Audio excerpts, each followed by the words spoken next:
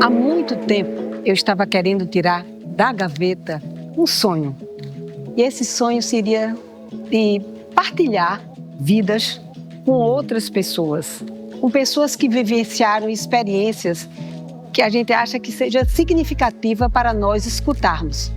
Então foi aí que surgiu a ideia de realizarmos um podcast com o nome Sandra Moura com Vida. Pois é, existe essa dualidade de convidar e ao mesmo tempo de trazer vida, um pouco de história para essas pessoas que vão passar por vários lugares, porque eu não vou falar, gente, só de arquitetura. Eu vou falar sobre arquitetura, sobre arte, cultura, cinema, moda, bem-estar, filosofia, fé. E, acima de tudo, quero dizer a vocês que o primeiro podcast está sendo inaugurado no dia 15 de dezembro, no Dia do Arquiteto.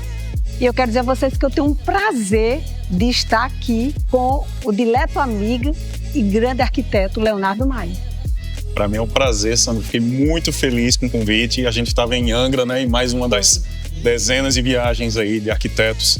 A gente já rodou o mundo, né? Exatamente. E quando você falou do projeto, eu fiquei muito feliz em ser o primeiro aqui, abrir aqui em grande estilo esse teu projeto. É um prazer. Prazer é todo meu, Léo. Eu digo o seguinte, imagina, nós arquitetos estarmos aqui neste complexo São Francisco, né? Que é uma riqueza arquitetônica, da arquitetura barroca, que por aqui, você sabe, Léo, que existem tantas camadas e camadas de história, de cisões históricas, falando de cultura, da fé, né? De todo o legado que este complexo, este monumento aqui deixou e está aqui vivo para contar a história, né, de vários e vários séculos. E a nossa identidade, né? Acho que é uma das nossas referências maiores aqui, né, de cartão postal, de relevância histórica e arquitetônica. Então, você não podia ter escolhido um cenário melhor. Pois é, e para a gente celebrar hoje o nosso dia, o Dia do Arquiteto, que nós contamos a história da humanidade através da arquitetura. Mas agora eu quero falar um pouco de toda a história de Léo e vamos voltar ao tempo e falar sobre o Léo menino.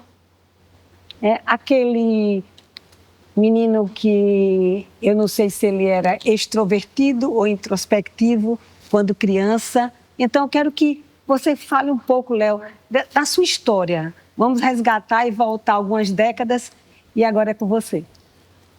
A minha mãe é filha de empresários do setor de livrarias e gráficas. Eles tinham, né, uma livraria super tradicional aqui na cidade. E o meu pai é da família Maia, dos imigrantes portugueses que vieram no século XVIII para Catolé do Rocha e se estabeleceram lá no sertão.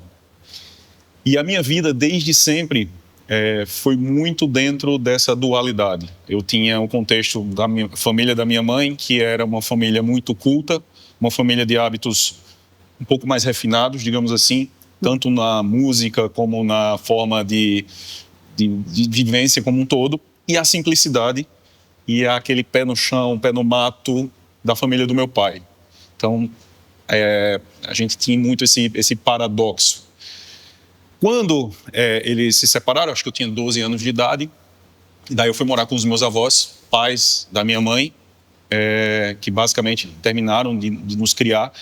E basicamente isso me trouxe acho que uma bagagem cultural maior, que a minha avó era uma pessoa muito culta, como eu falei, então a gente tinha lá todas as enciclopédias que eram da livraria, todas as coletâneas e grandes nomes da literatura que eram da livraria. A gente tinha um ambiente, foi muito importante nessa minha junção de repertório, nessa minha formação enquanto pessoa no tocante à parte cultural. Uhum. E ela tinha um ouvido muito sensível também para a música, né?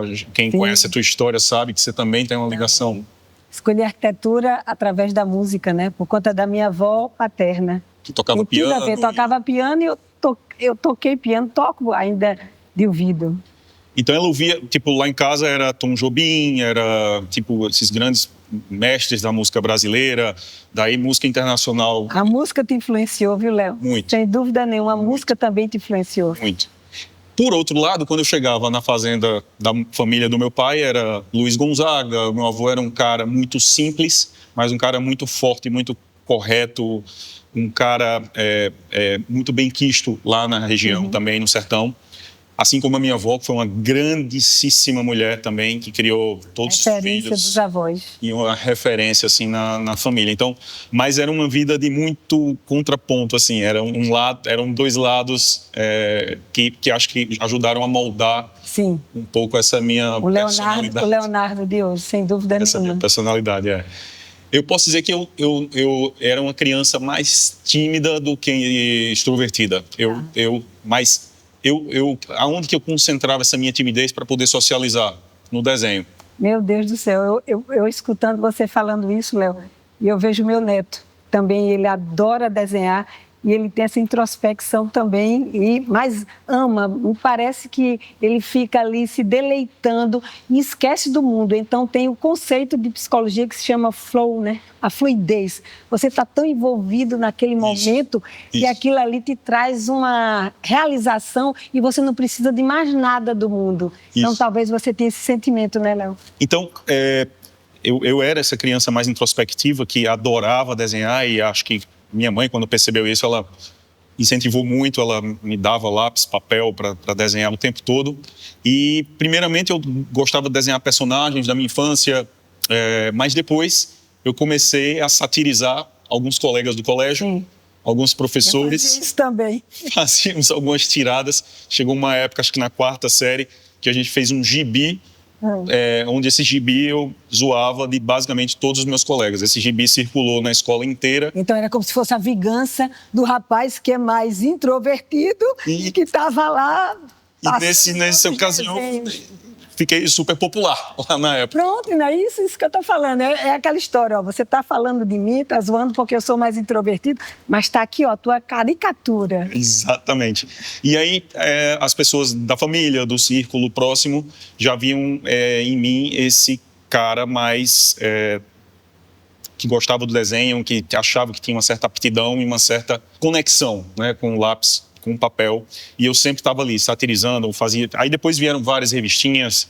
Depois, com 11 anos de idade, a minha mãe era dentista, ela trabalhava num órgão do Estado e uma secretaria, que é uma secretaria que cuidava dos interesses das crianças, Estatuto da Criança e do Adolescente.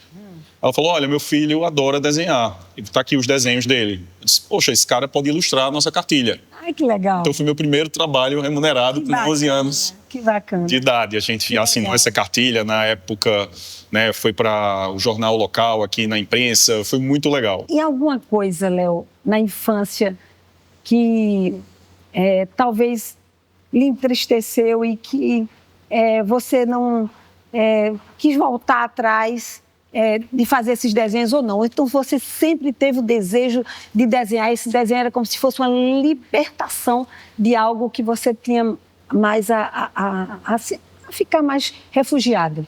Olha, digamos que eu tenho uma maneira um pouco mais sarcástica de ver a vida. Então, todas essas situações, dramas familiares, questões que eu achava que podia mexer comigo, eu satirizava isso até na minha forma de comunicar nessas historinhas. E era um sucesso. Importante. Não, importante. Isso é extremamente importante. Então, é aquela coisa de você enxergar e entender talvez um drama, uma sátira. Porque isso aí eu acho que é tudo, porque é um momento que você consegue até se superar, né? E eu acho que eu carrego isso até hoje um pouco. Eu procuro hoje não mais levar tudo muito a sério, a ponto daquilo tirar a minha paz ou me tirar do meu eixo, né? Então eu procuro, enfim, let it go. E teve algum momento na sua infância, quando você chegou e disse assim, esse é o caminho que eu vou seguir, eu vou fazer arquitetura, ou alguém que te influenciou assim, marcantemente, com uma referência, você disse, não, é aqui que eu quero seguir, esse caminho que eu quero trilhar? Eu sempre tinha certeza de que eu queria fazer algo ligado ao campo da arte. Eu não sabia se era publicidade, eu não sabia se era arquitetura, Eu não sabia se era artes cênicas, eu não sabia se era jornalismo. Eu sabia que eu queria ali ir para o campo da arte de alguma maneira. E tinha esse vínculo, né, muito forte com o papel. Para dizer assim, puxa, vou ser arquiteto. Teve um marco interessante. O meu avô, há muitos anos atrás, teve no escritório de uma grande amiga nossa, Germana, terceiro neto. Na época ele estava fazendo, acho que uma história até parecida, né, com a da reforma da casa do seu pai. Exatamente, que foi com o Mário Glauco de Lácio. Eu tinha 9 anos ali. Então eu cheguei naquele lugar cheio de livros, cheio de papéis de todos os tamanhos, lápis de todos os tipos. Eu fiquei maluco. Então acho que ali teve um gatilho, né, que eu achei que fosse assim... É meu mundo, né? Curiosamente, a minha primeira escolha não foi arquitetura. Poxa! Porque a gente tem a gente tem pessoas na família bem-sucedidas, digamos, na área do direito. Tá. Eu tenho tias que são promotoras de justiça, tenho parentes que são pessoas que se deram muito bem no campo jurídico. E, de alguma maneira, acho que por uma questão de achar que eu poderia ir naquele caminho para me dar bem, eu fui, mas... Eu sei, mas foi muito algo rápido. Que não aconteceu. Eu tenho a história da minha sobrinha, né, que Camila, que ela fez Direito, ela foi para Coimbra, ela ainda fez 2 anos de mestrado e quando ela voltou, ela fez escondido vestibular para Arquitetura. Olha, e ela chegou para Fernanda depois para dizer, e hoje ela está comigo.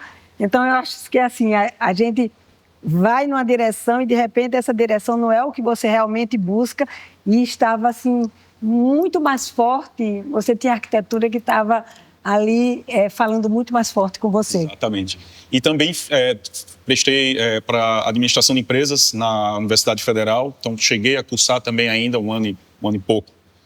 Então, foi essa época de virada de chave. Buscas, né? Buscas também. Buscas. E tentativas. E que eu acho que hoje, poxa, caramba, isso tirou 2 anos da minha formação. Mas não, acho que tudo foi na época certa. Acho que esses 2 anos que eu perdi, digamos, não perdi, eu acho que foi se encontrou, né? A gente exato. Se encontra. De repente, é aquela coisa que diz o seguinte, você sempre faz as ligações dos pontos no retrospecto da vida. Então, quando você olha a sua vida para trás, você diz, olha, alguma coisa de base de administração eu tenho, alguma coisa de base de direito eu tenho, porque eu fiz o básico, ou foi aquele momento que eu tive um aprendizado nesta área, mas que hoje me ajuda de alguma maneira. De alguma forma. Então, é aquela coisa de você se ligar no retrospecto da sua vida. Verdade.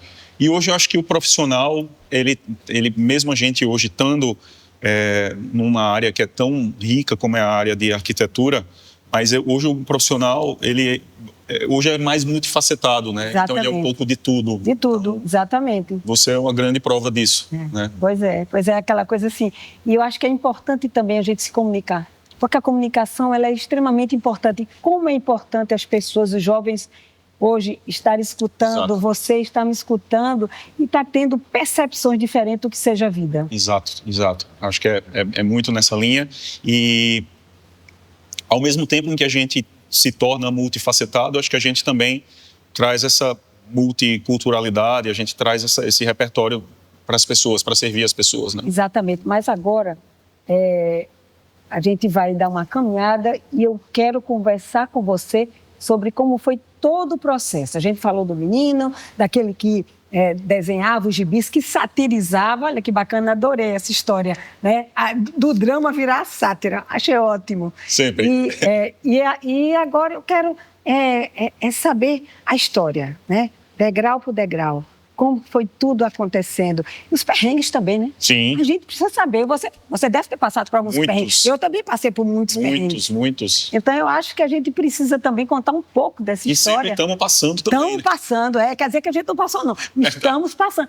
E eu acho que, na realidade, a vida é sempre descoberta, né? É isso aí. Nesse momento agora de vida, eu estou descobrindo esse caminho que eu acho que é interessante a gente fazer essa troca. É muito importante, né? A gente poder partilhar isso. E eu acho que, assim, cada vez que você começa um novo projeto de arquitetura, você está indo para um campo desconhecido. Você está indo para uma aventura, você está indo para um... Isso aqui, para mim, é como se fosse uma aventura.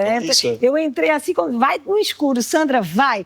Só vai, Sandra. E aí a gente vai ver o que é que vai dar. Você já está aí se revelando uma grande comunicadora. Pois é, vamos lá.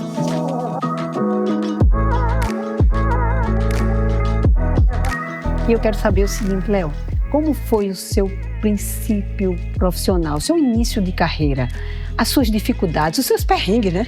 Que também tem muitos perrengues. Muitos. E eu queria saber, assim, como foi? Vamos lá. Degrau por degrau, toda essa história, porque eu acho que é muito interessante e inspiradora. Sandra, eu me formei com muita vontade de abraçar o mundo. Acho que eu era até um pouco mais ansioso do que se eu olhasse lá na frente, eu talvez me dissesse para ter um pouco mais de paciência. Então, eu era muito ansioso e eu queria realmente abraçar o mundo.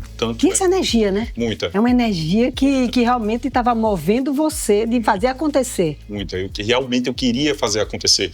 Eu olhava profissionais que me inspiravam, como você, e você ali maravilhosa, passava naquele carro que era o meu sonho do carro, eu falei, também quero chegar ali. Pois é, que bacana.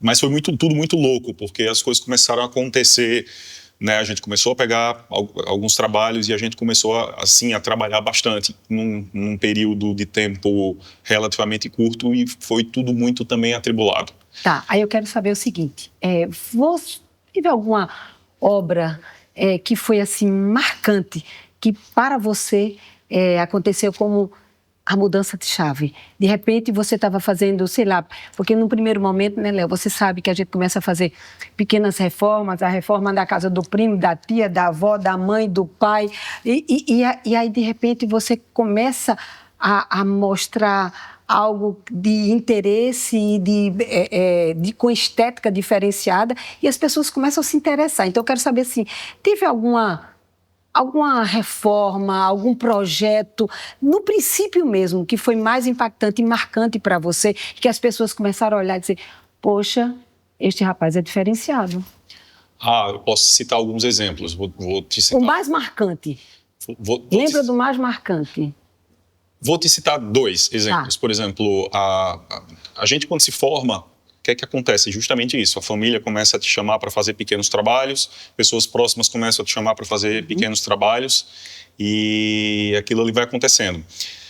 Até que chegou um dia que um médico, um amigo nosso, Dr. Esdras, falou, você vai fazer a minha clínica. Que legal. Aí eu, poxa vida, agora vai ser minha primeira grande obra ali.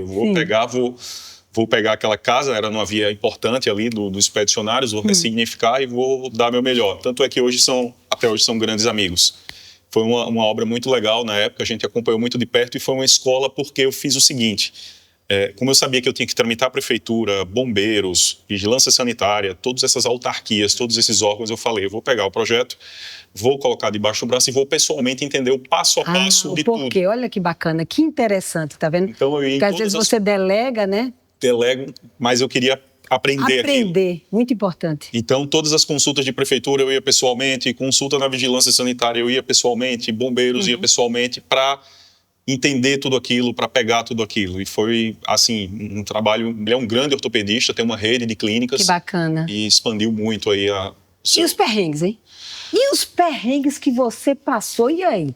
E teus perrengues, me conta aí, se teve algum aí, algum pedido diferente, especial, no princípio da sua profissão, de alguém que diz, poxa, como é que eu vou conseguir resolver e fazer isso aí? Conta aí. Eu posso te dizer que os meus grandes perrengues, eles vieram justamente por uma certa culpa minha dessa coisa de querer abraçar o mundo. Sim, então, chegavam épocas que eu estava...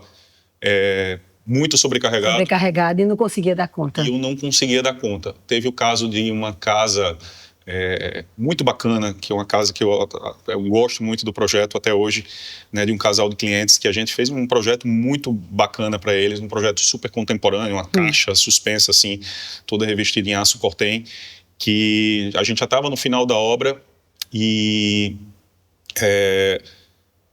E eu estava numa maluquice de agenda. Eu sei, de agenda. Muito grande. Sim, sim. Aí ela falou, Léo, falta você desenhar a papeleira do meu banheiro. Nossa, papeleira, imagina. Ela mandou o motorista lá no escritório, aí eu estava com o tablet na mão, eu falei, ou era com a folha de papel, eu falei, vou desenhar, vou mandar um croquis com as medidas. Ela me liga, como é que você manda um papel riscado desse jeito para mim? Para mim é até arte, né, Léo? Escrever, você desenhar a mão livre. Você aí soltou os cachorros, eu cheguei em casa arrasado, arrasado. A ponto realmente eu com dizer... vontade de desistir? Desistir. Poxa, Léo. Algumas vezes eu também já fiz isso, já aconteceu isso comigo. Desistir. E dizer, poxa, eu fiz um croquis à mão, acho que podia ser uma coisa tão até legal que...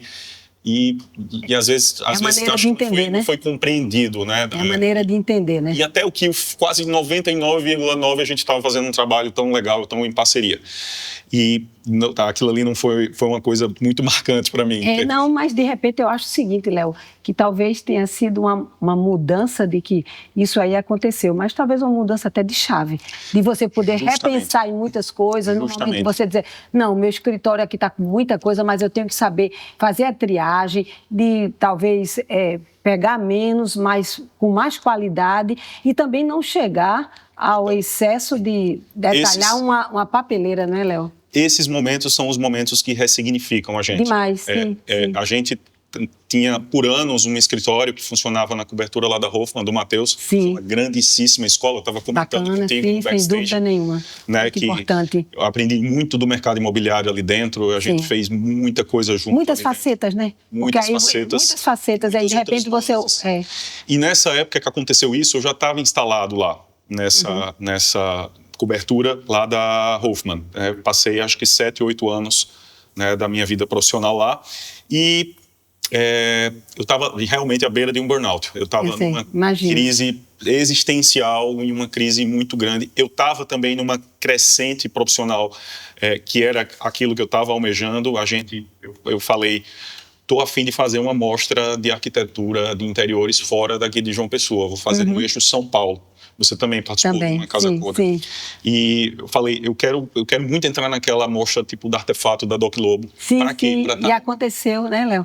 E para estar no meio daqueles profissionais, que eram profissionais a nível Brasil, que para mim era um grande sonho, até que realmente apareceu a oportunidade, a gente foi e chegou aquele dia na foto de uma escada como essa, eu estava com o João Armentano, a Patrícia Anastassiades, a Cris. Você olhou onde eu estou? Olha onde eu estou. Mas ali eu não estava feliz. Olha isso. Você não estava feliz. Aquela foto... Mas por quê? E por que você não estava feliz? Porque eu sentia que eu não estava sendo eu através da arquitetura quando eu estava fazendo só esse tipo de trabalho para interiores. Eu não estava feliz. Coincidiu com esse momento de burnout e de ressignificação. Eu já estava com Vanessa, eu cheguei chorando em casa, porque eu realmente não tinha mais condição, não queria. Não era aquilo que você queria. E aí a gente estava nesse momento também junto lá na Hoffman com o Matheus de redescobrir outros caminhos por onde eu achava que eu estava ensaiando ali na época. A gente estava fazendo nossos primeiros estudos de viabilidade para os prédios, que alguns deles já foram concretizados e até entregues.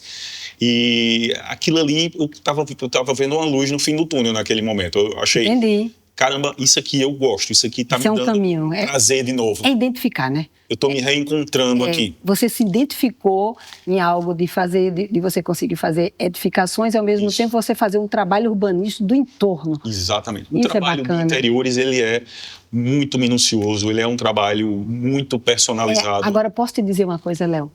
Você falando isso, eu acho sempre o seguinte, que é muito importante quando você pensa de dentro para fora. Exato. Porque eu já peguei vários projetos no início de carreira de profissionais, quando a gente faz também muitos interiores, e que eu não conseguia colocar uma cama.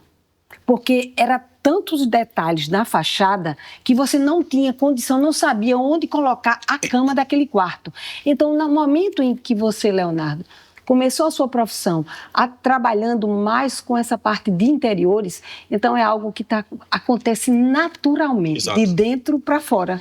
E o interior, ele tem muitas nuances, né? Ele passeia muito pela personalidade do cliente, ele é facilmente mutável, ele é uma coisa que eu acredito que ele é muito efêmero. Sem dúvida. E eu acho que você as suas grandes obras, as obras que ressignificaram sua carreira, que estão aí até hoje. A Honda é um grande exemplo disso. Exatamente. 25 anos. 25 anos e um prédio mega contemporâneo, né?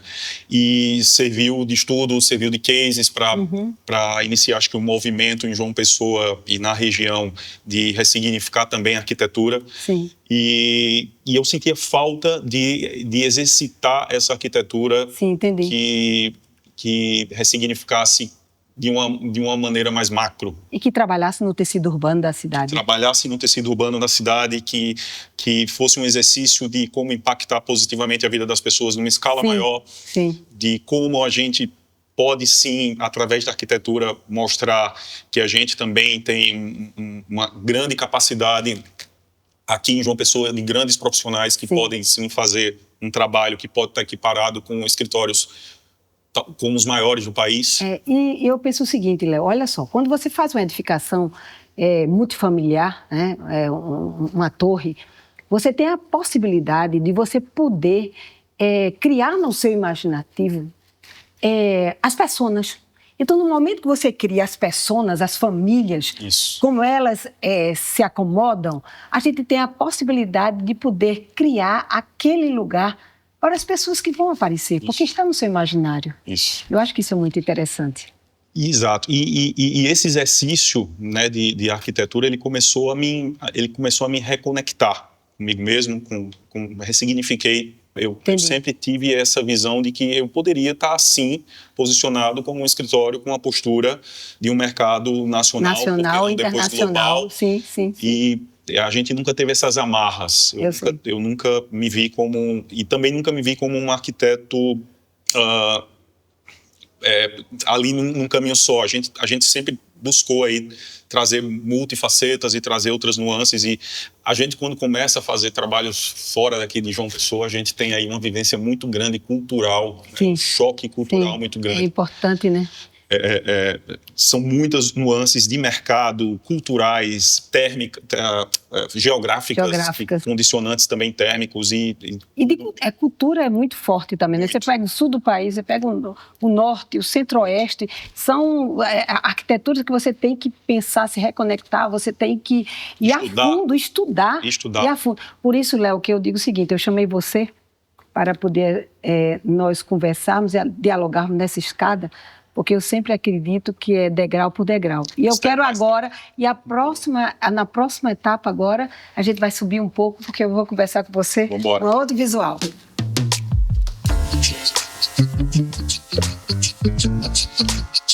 E agora a gente está em outro momento, em outra fase da sua vida. Agora na sua expansão, né? Algo que aconteceu e aí você abriu as suas fronteiras e foi conhecer novos caminhos, buscar um novo entendimento, não só da parte de interiores, também na parte de arquitetura, de urbanismo. Então, como isso tudo aconteceu e a sua sensação de estar caminhando e almejando esse mundo que você desconhecia e que agora está tão mais próximo de você? De forma não planejada, tudo aconteceu muito organicamente. Como eu te falei, a gente tinha essa vivência, essa experiência de ter um escritório no rooftop de uma imobiliária parceira e amiga, que desenvolve projetos que ressignificaram muito a cidade aqui de João Pessoa. E na época que a gente iniciou com esses projetos, eles ganharam uma certa visibilidade, primeiramente regional, para estados mais próximos, e depois para uma esfera um pouco mais fora, né, do eixo aqui do Nordeste.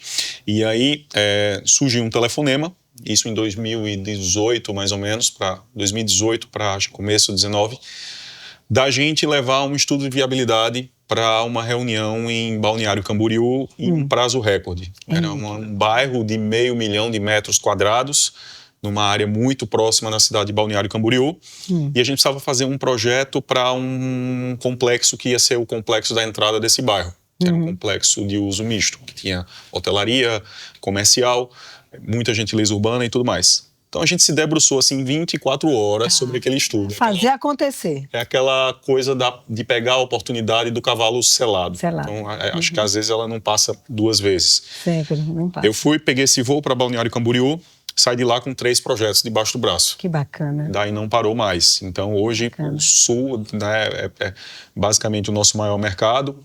A gente está com atuação também muito forte no Centro-Oeste, no Sudeste. Só faltava a região Norte e agora a gente pegou um projeto na região amazônica. Ah, que bacana. E isso é muito legal para a gente, porque isso abre um panorama internacional muito interessante, porque a Amazônia é um tesouro. Exatamente, é o nosso tesouro. Então vai ter um prédio nosso lá que vai estar ali na margem do Rio Amazonas, e isso eu achei que foi um fechamento de uma estratégia não planejada nossa de atingir todas as regiões. E como você fala, de maneira orgânica, né? Porque a coisa vai acontecendo e você vai mostrando o trabalho, o seu propósito. E aí? E o teu propósito em cada trabalho desse que você entrega? Consistência. Consistência. Consistência. Sempre, né, Léo? Eu acredito também, Léo, que sempre tem que ter a consistência, porque você precisa, primeiro, ter paixão pelo que faz. Paixão. Eu tenho certeza que você tem paixão pelo que faz. Muita. A gente tem paixão pelo que faz. Então, e eu sempre digo o seguinte, Léo, nunca é o dinheiro na frente. Não. Nunca. Porque no momento que você coloca o dinheiro à frente, você vira escravo dele. Verdade. Não é verdade? Eu sou o cara que estou no domingo à noite e acordo na segunda-feira pela manhã feliz. Pego meu carro para ir para trabalhar, pego um avião de madrugada, que acho que hoje é um dos grandes desafios dessa expansão, é realmente esse perrengue de aeroporto, eu sei. enfim. E é desafiador, às vezes é cansativo, mas vou muito feliz, porque amo o que faz. É uma realização, amo o que faço. Amo o que faz. E você tá. E eu sempre acredito o seguinte, Léo, você já parou para poder entender e perceber que, na realidade, você está servindo? Servindo. Você está servindo. Servindo. Né? Então, aquela história de que, assim, se você não serve, você não serve para ser servido. É verdade. Né? Então, você está servindo ali, servindo no sentido de mostrando o melhor de você, né? Nos projetos que você está idealizando para as pessoas.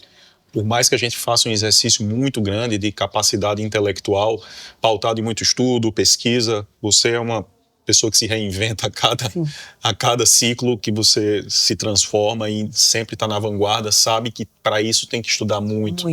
Tem que ler muito, tem que estar muito pesquisando sempre. Então, isso também acho que é muito importante. Assim. Eu acho o seguinte, sabe, Léo? A única maneira de você não envelhecer é você buscar o conhecimento. É a única maneira de você não envelhecer. É verdade. Porque eu digo o seguinte, o corpo, ele vai chegar um momento que ele vai estar te dando sinais. É verdade. Né? Mas a cabeça, ela, a partir do momento que você começa a estimular e a buscar novos caminhos, novos desafios, começa aqui, né, Léo? Como esse aqui, Léo. Como esse aqui. Eu digo para você, eu disse, a história é o seguinte, é sonhar e fazer. Sonhar e fazer. Sonhar e fazer. Eu tenho uma outra, assim, coisa que foi muito importante e vai estar para acontecer lá no escritório, que, assim, a gente estudou, por exemplo, quando a gente estuda arquitetura, um dos primeiros cases que a gente estuda é Brasília, né? É o plano piloto, é Lúcio Costa, é Oscar Niemeyer. É verdade. Então, vai ter um empreendimento nosso ali, muito próximo à esplanada principal, no setor hoteleiro ali. Então, foi outro marco muito bacana. Então, mas, assim, ao mesmo tempo eu não projetei nada disso. Aconteceu muito organicamente. Como você falou. Né? E às vezes eu até me coloco um pouco no teu lugar ali, que você quebrou tantas barreiras, você ressignificou o mercado. Acho que você foi uma grande profissional que quebrou muitos paradigmas e eu acho que abriu portas para muitos outros arquitetos. Obrigada. E assim, acho que da mesma forma esse trabalho de expansão, você também, exatamente. eu quero que isso também sirva para mostrar para os nossos colegas profissionais que a gente não precisa ter amarras. Acho que a gente pode... Não tem barreiras. Não precisa ter barreiras, né? Então, acho que você mostrou isso muito bem. Eu quero tentar mostrar um pouco isso também. E eu quero perguntar o seguinte, o que você diria hoje para um estudante de arquitetura que está sonhando, desejando e almejando e nos vendo ali dizendo, poxa, eu quero seguir esse caminho e se encontra em dificuldade ou está desestimulado no mercado. Então, o que é que você diz para ele? O que é que eu diria para esse profissional que está começando? Tenha calma, constância e consistência. Sempre. O que é que eu quero falar com constância e consistência? Constância é você construir aquele tijolinho a cada dia. Exatamente. Né? Penso também Disciplina. nisso. Sem dúvida. Se você está no estágio, chega no horário, saia no último horário, entregue o seu melhor, estude, pesquise, vá trabalhar com quem você admira. Exatamente. Aprenda, beba de toda aquela fonte que você precisa, mas com constância e com consistência. Exatamente. Que chega. Eu também acredito. Eu acho que essa energia de ser o máximo e depois você termina, tem aquele desejo, aquele pique de poder fazer um projeto, de você poder entregar um trabalho e depois você vai, se cansa e fica naquela mesmice. Eu acho que a constância é sempre extremamente importante. Exato. E, ao mesmo tempo, isso não significa que você tem que estar sempre numa linha tênue, né? Acho que você sempre tem que estar, sim, se reinventando. Sair da zona de conforto. Sempre sair da zona de conforto. O tempo todo. Então, o tempo todo. É aquela certeza, Léo, assim, se você está se sentindo cômodo, se está tudo bem, você pode não, sair. É porque não está bem. É porque não está bem. Concorda? Absolutamente. Se você está achando que sua vida está tudo ótimo, está tudo bem, não está bem. Então pode sair dessa. Pode sair dessa. Tá bom. É isso aí. Sempre se desafie, se provoque, se instigue. Nunca esteja satisfeito. É verdade. Né? Porque é aquilo ali que vai te impulsionar, é aquilo ali que vai fazer você repensar, é aquilo ali que vai te levar para frente. Eu digo assim, Léo, é você buscar a sua melhor versão o tempo todo. O tempo todo. O tempo todo, porque eu acredito que você o tempo todo aprende com muitas pessoas. Não precisa ser com o cientista, o grande empreendedor, um mega empresário, mas às vezes você está numa obra e tem um mestre de obra que chega para você e faz: doutor, não seria melhor fazer dessa maneira? E você enxerga disso, olha só onde está a sapiência desse homem. Olha, é isso. Isso é uma coisa muito recorrente, né, na nossa profissão. Demais, pessoas que realmente, por mais que executem um trabalho que não exige um nível de diploma tão alto, mas aquilo tá com tanta excelência e comprometimento que eles que ensinam pra gente. Respeito. E respeito. Léo, acima de tudo, respeito. Porque eu acredito que a gente precisa respeitar todo mundo. Na hora que você... E outra coisa, você ter a escutativa, né? É muito importante você ter essa escutativa. Porque no momento que você começa a escutar, muito mais do que falar, então é algo que você consegue entender, compreender, assimilar e você reverbera o melhor. E captar todas as mensagens ali que vão te transformar e que vai ser interessante sempre para você, sem dúvida. Léo, quando a gente tem a percepção, olhando o Sanhauá e percebendo que tudo iniciou aqui. Toda a cidade. Toda a cidade iniciou aqui. E que a gente vê essa expansão indo para o mar. E aí eu fico pensando o seguinte: como é que Leonardo quer se ver? O que é que as pessoas vejam a sua obra daqui a 50 anos? Eu não espero ser case de estudo, eu não espero montar nenhum estilo, nem escola arquitetônica, mas eu quero que, de repente, as pessoas lembrem como um profissional que buscava um posicionamento da sua arquitetura, do que ele acreditava, dentro dos contextos dos quais ele insere, de uma forma amigável, gentil, conectada nesses contextos de uma forma permeável, porosa. Contemporânea, né? Eu acho que... Falando do seu tempo, né, Léo? Sustentável. Sustentável também. Sustentabilidade é um caminho, né, sem volta. Sem volta. Eu acredito que é isso. E eu quero dizer a você, Léo, que assim, eu fico muito feliz de nós estarmos aqui no Dia do Arquiteto, celebrando nesta joia que é da arquitetura paraibana e dentro desse contexto entendendo um pouco da sua história para que ela possa ser uma inspiração e reverberar na cabeça de tantos jovens. Da mesma forma que você inspira, continuará inspirando aí tantas pessoas, Sandra. Para mim foi um prazer enorme, estou muito feliz aqui com o convite, foi um bate-papo, uma tarde deliciosa. Que bom, que bom. Fico feliz. Eu sempre digo o seguinte, vamos dizer assim, podcast Sandra Moura com Vida vai ser sempre uma alegria, nunca um trabalho, mas um prazer de trazer pessoas que tenham significados, pessoas que tenham referência no seu trabalho, no seu pensar, no seu olhar, na sua percepção e na sua vida. Uma troca muito bacana. Eu tenho certeza que Sandra com vida ainda vai ser muito falado aí e eu vou acompanhar cada um deles. Vai ser um sucesso, Sandra. Obrigada, querida. Gente, curtam, compartilhem e comentem. Eu estou aguardando vocês para os próximos episódios. Um brinde ao nosso dia.